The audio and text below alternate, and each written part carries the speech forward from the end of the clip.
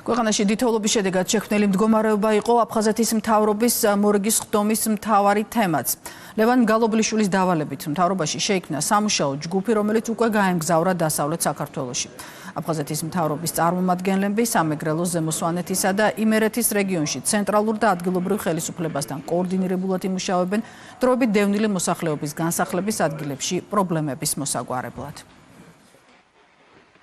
რთული მეტეოროლოგიური პირობებიდან და ასევე აფხაზეთის მთავრობის ცხელ ხაზზე 153-ზე შემოსული შეტყობინებებიდან გამომდინარე მივიღე გადაწყვეტილება, რომ ჩამეტარებინა საგანგებო მთავრობის სხდომა, სადაც მინისტრის მოადგილეებთან და ასევე მათ მრჩევლებთან ერთად გავემგზავროთ დასავლეთ საქართველოში, კერძოდ იმერეთსა და სამეგრელოში და ჩვენი დროებით დევნილი მოსახლეობის საჭიროებებიდან გამომდინარე მივიღოთ გადაწყვეტილებები. შეიქმნა სამუშაო ჯგუფი, რომელშიც შედიან მინისტრები და მთავარი მრჩევლები.